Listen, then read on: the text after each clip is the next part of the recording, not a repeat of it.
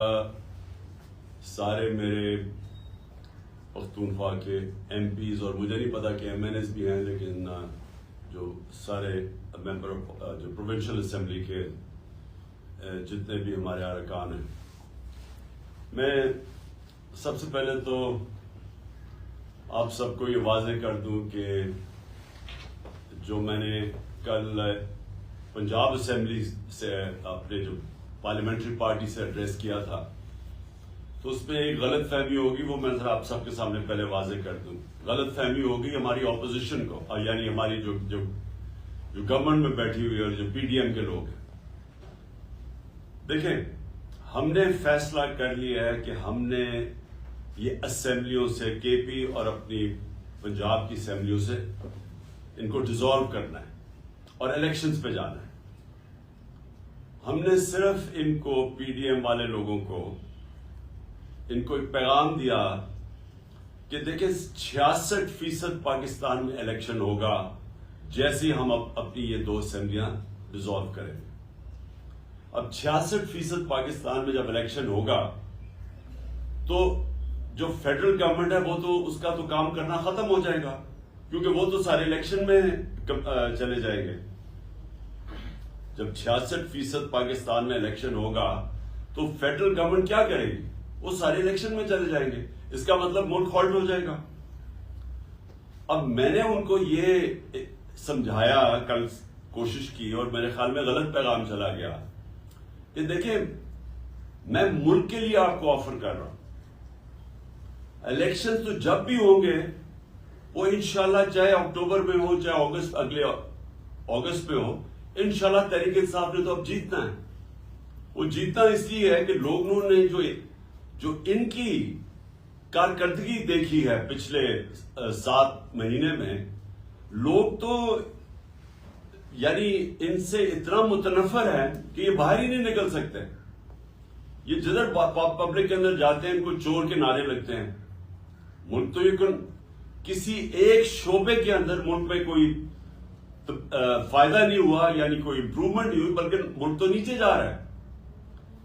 सारे जो इनका जो अपने 2 बड़े फाइनेंस मिनिस्टर्स जो ये लेके आए थे और ये तजर्बाकार लोग थे, वो अब आपस में लड़ रहे हैं।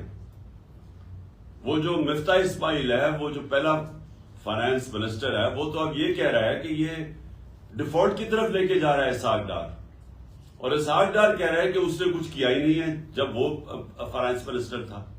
दोनों ही सच बोल रहे हैं।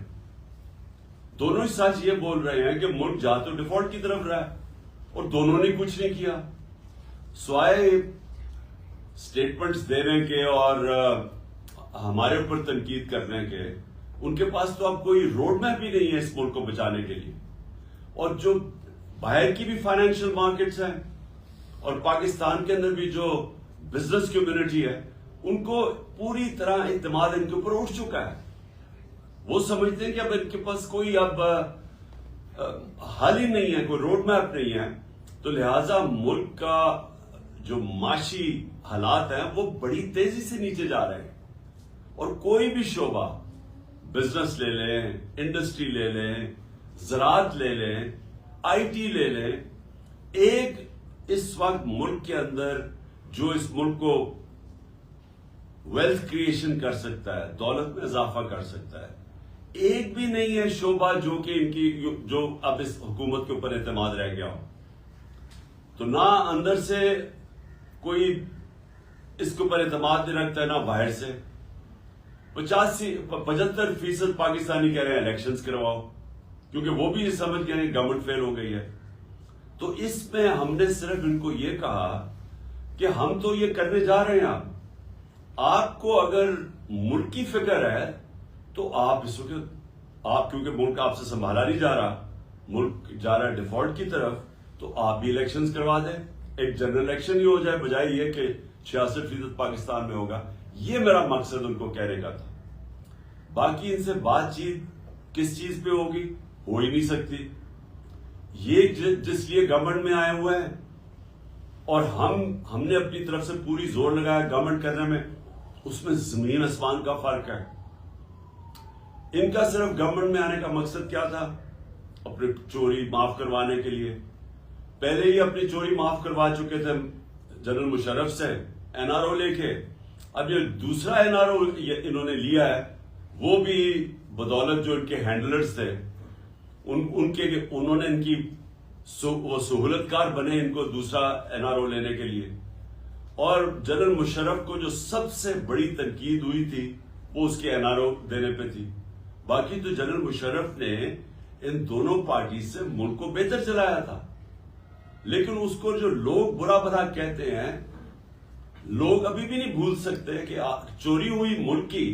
देखिए, चोरी होती है किसी मसलन मेरे घर चोरी हो गई, लेकिन करप्शन मुल्क का पैसा चोरी होता है। तो जनरल मुशर्रफ के पास तो इख्तियार ही नहीं था कि जो मुल्क का पैसा चोरी हो वो माफ कर दे। और अब फिर 1100 अरब रुपए का इन्होंने ये आए हैं और इनका सिर्फ एक मकसद था कि 1100 अरब रुपए के इनके केसेस माफ हो। तो सबके केसेस माफ होते जा रहे हैं। ये दार भी बच गया है। दार का मैं याद करवा दूं कि इससे पूछा था कि $5 मिलियन आपने अपने बच्चों को भेजे हैं, आपने किधर से भेजे हैं? आपकी इनकम में तो शो नहीं हो रहा। उसने कहा जी मुझे वो अबू धाबी से, मैं किसी अबू धाबी के शेख के लिए काम करता था तो उसने मुझे पैसा दिया है। उन्होंने अगला सवाल पूछा कि अगर उसने पैसा दिए तो आपके पास कोई तो सबूत होगा। किसी ने $5 मिलियन आपको ऐसे कैश में तो नहीं पकड़ा दिया, कोई तो होगा, कोई चेक वगैरह। जब उससे यह सवाल पूछा गया, वो उसके जहाज में बैठ के जो प्राइम मिनिस्टर था तब खाकान अब्बासी, और वो मुल्क से फरार हो गया।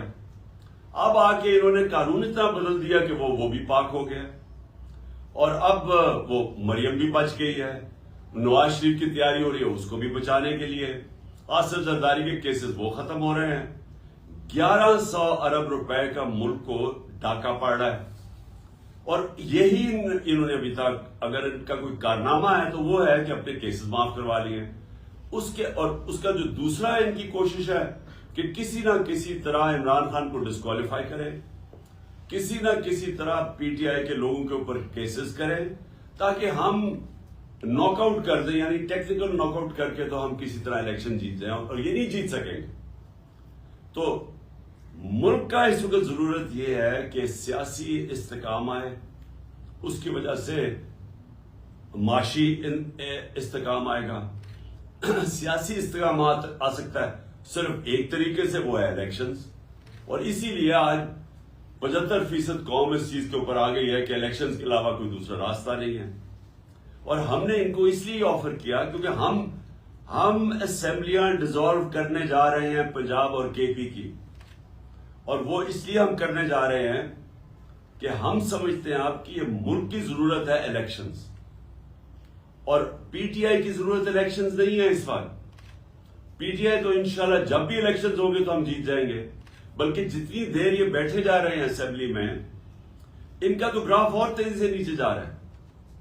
तो हमें तो फायदा ही फायदा है कि अगर इलेक्शन डिले भी हो जाते हैं। लेकिन मुल्क, मैं ये आप सबको ये कहना चाहता हूं कि जो मुल्क के हालात हैं वो उस सतह पे पहुंच चुके हैं कि अगर ये इलेक्शंस ना हुए तो हमें तो ये डर लगा हुआ है कि जब तक ये इलेक्शंस कॉल करेंगे तो वो मुल्क तो उधर पहुंच जाएगा जिधर कोई भी कुछ नहीं कर सकेगा उसके बाद।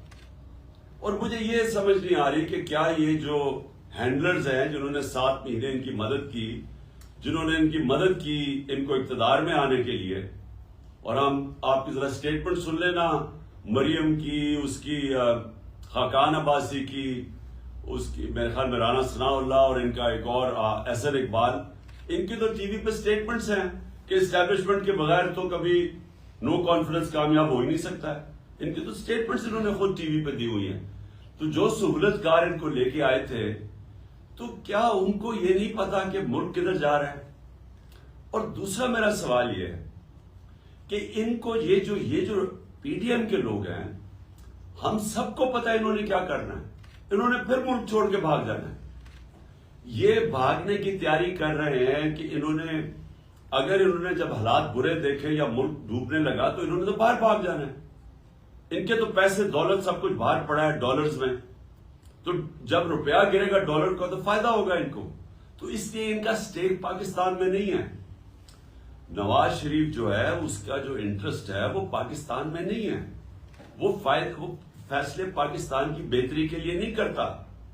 ना जरदारी